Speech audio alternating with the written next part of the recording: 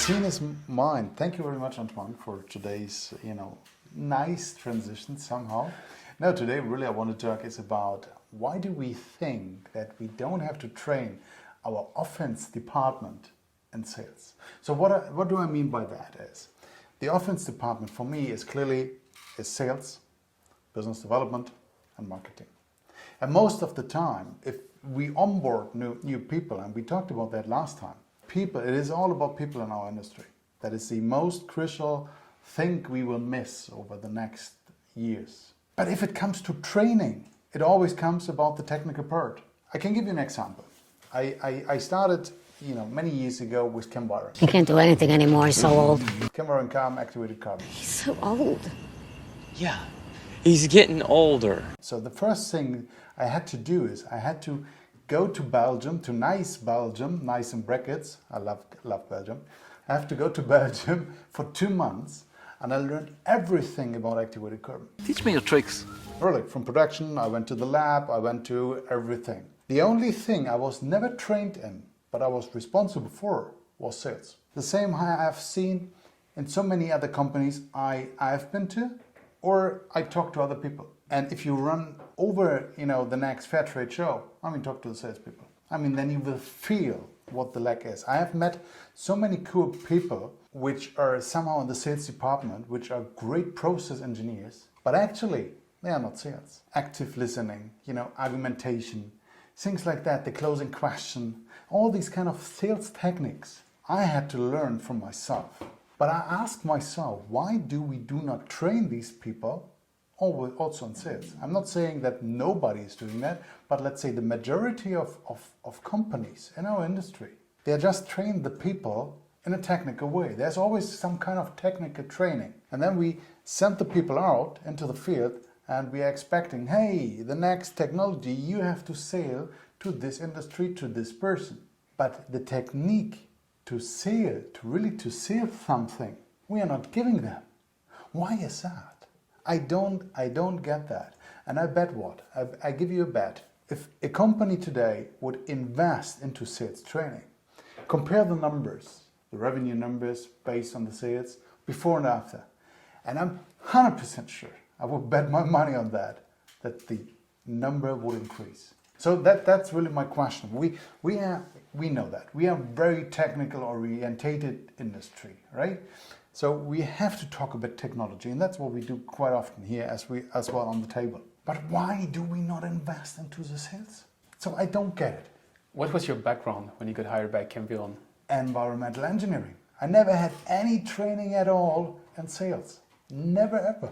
Because that to me is part of the question of what you're explaining here, because I give you my personal example. Right now I'm hiring 2 people. I'm looking for business developer profiles, and so they could come from... So what is a business development profile for you? That's the point. It could come from 2 backgrounds. They could come with a technical background, and then I would have to train them on sales, or they would have to come from a sales background, and then I would have to train them on the technical side. And to me, both are okays, and I'm fine with the prospect that you can find the 5-legged sheep, Yeah. By the way, if you're the 5-legged sheep, talk to me. I'm really happy to hire you. But my point is, you have to train the people to their missing skill, or to the one skill you want to develop. But that is not what we normally do. Look, we had, I think a year ago, more or less, we had a show where we had the open positions. Do you remember? We checked a couple of, open positions. They all had one thing in common.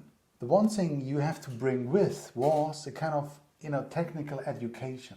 An engineering degree or something quite often. This is quite often a requirement to come to the industry. It is never a requirement that you have to be trained in sales, you have to be trained in marketing, or even the business development skills, which are somehow the same. It's a matter of company culture, because I can give my very personal example. I started in marketing and wasn't trained in marketing, so I really arrived as an engineer, into marketing, and I had no training aside from being trained on the job. So there I would be fully with you. But then when I transitioned to sales, actually it was even my CEO at the time who took me as his protege and said, I was down the same route 10 years ago. Here are the books I read. Here are the trainings I followed. Maybe you could get inspired by getting it. And then the sales director was very kind with me and took me like the Jedi and the Padawan. And I was the Padawan and was learning a bit from who? From the Was sales it, director. Yeah, but was it an official training or No, was it okay? wasn't. Here are the books. Come on, read these kind of books. Was it on your own? So I mean, I would we say, expect yeah. that the people do this on their own, but we don't expect that they are trained in the technical things. But that was my De Gremont background. Now, if I recall, when I joined GF Piping Systems, on my second day, it was a pure coincidence, but still, on my second day, I had a value selling training. You enter a company which has a real tradition of sales, and then you get the sales training. But I get your point. I guess that's more the exception than the rule in the water industry. Exactly. Yeah. So shouldn't we change that? Yeah, and actually, the reason why we should... Why isn't that the case? I don't get it. I have one more point to your argument, which is at some point in my career, I was really passionate about sales and I really wanted to get better about sales. I was reading a sales book every week. And to me, every week? Yeah. Oh. And to me, the best way to make sure I digest everything I read is that I had a podcast in French, which still exists if you're listening to French stuff. It's no longer updated, but you can listen to it, which was called Ingé Vente, so basically sales engineer, if I tried to translate it. And when I had this podcast, so I read a lot of books, and I did maybe 50 episodes, so roughly 50 books, and all the time I was like sharing one of the things. And out of these 50 books which I reviewed and read, the one which was the most influential to me is one which is called The Challenger's Sale. I know this. The Challenger's Sale is brilliant, so really pleasure to read, but their full methodology is to say they compared the best performers to try to see what's their profile. Everybody thinks that the best sales is again doing the relationships, and that's not the case if you look at the numbers. And if they look at the numbers, the most efficient sales guy is the one which is able to enter a factory and say, what you're doing here technically is wrong, you can do better, I can help you with that. And the reason why I'm bringing that up is that when you look at the profile of the people we put in sales position in the water industry, they're engineers. So they would have very easily this knowledge and this know-how and this confidence to enter a wastewater treatment plant and say, what?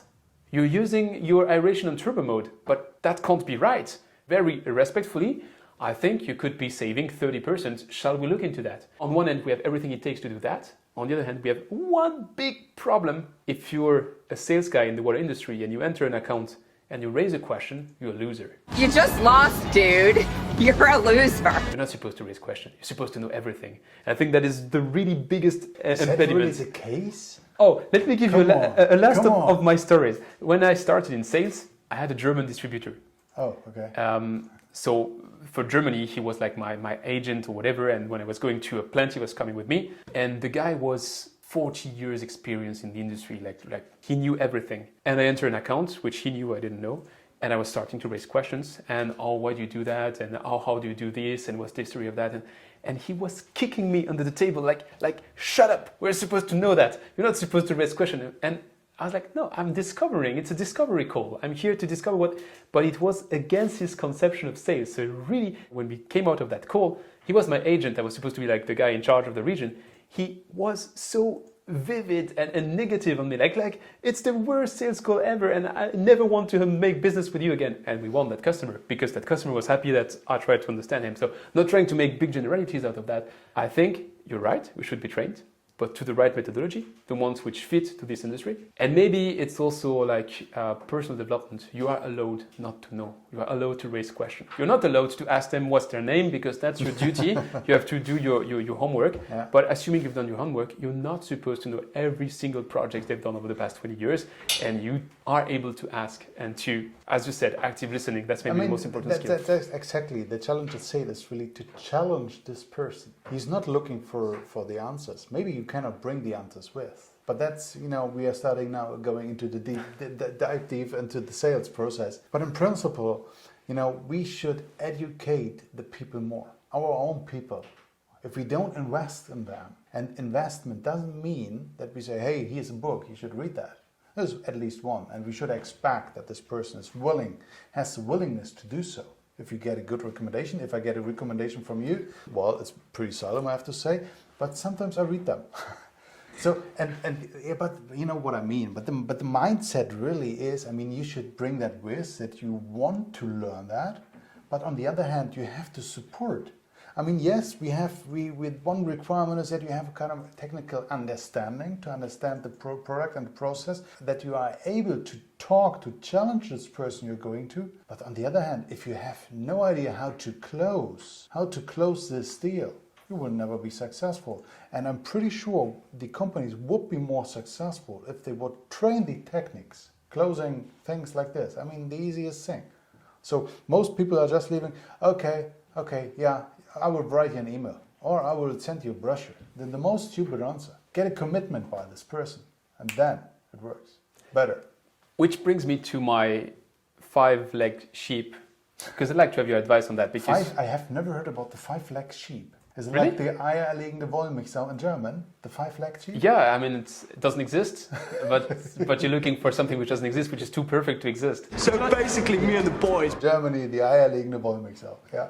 Here my question is, if you have to hire someone for a sales position, would you take someone with a sales background that doesn't know the water industry, or would you take someone from the water industry which doesn't know the sales? What is the easiest to train? It is easier to train in sales, but you have to bring the technology with. I mean, we studied for years to get this knowledge, even if you have no clue what these guys are doing here around us. But it is easier to get the idea how to sell something as to have a guy who's perfect in sales and to train him how the technology works. Because if you're a bad sales guy because you don't have the sales technologies, okay, it is on you.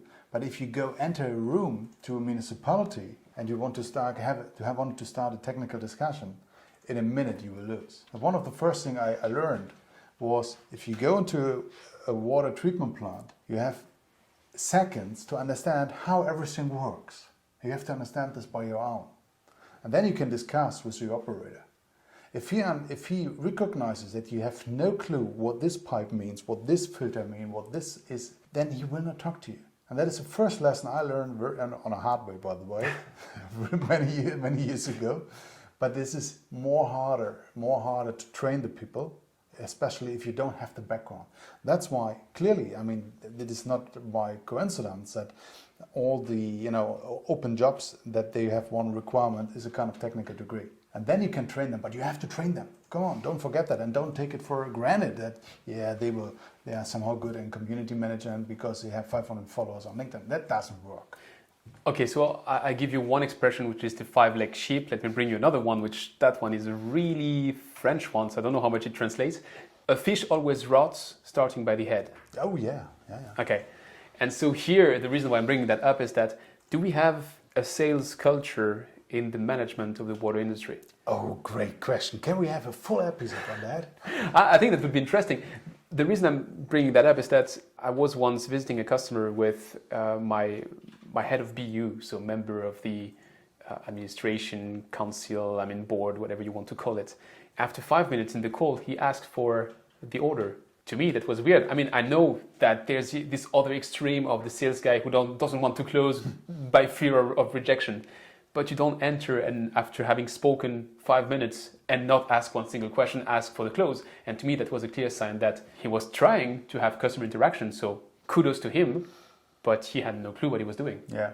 You can't expect from your people to have this sales culture if yourself, you don't know what it is.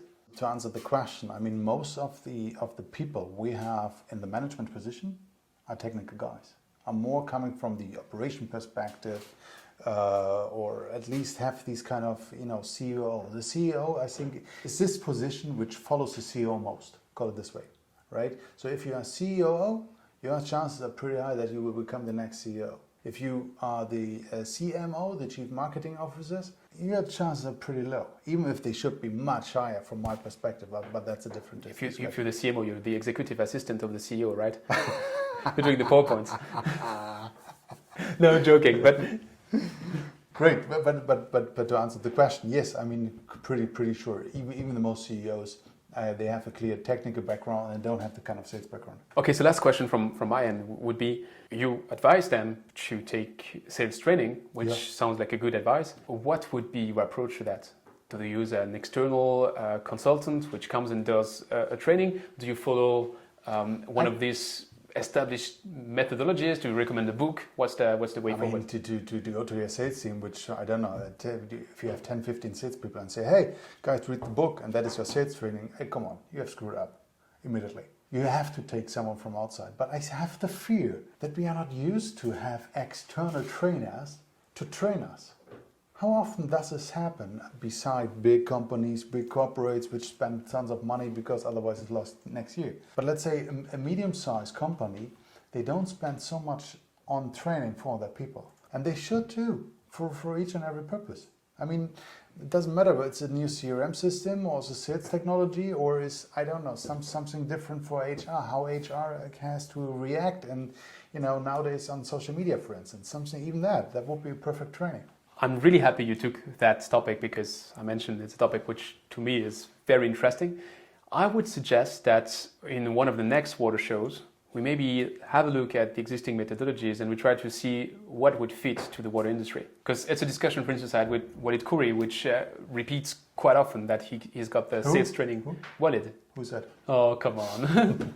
Sorry, Walid. I'm not sorry. He had this sales training from Hack, which is one of the ones you see references to pretty often.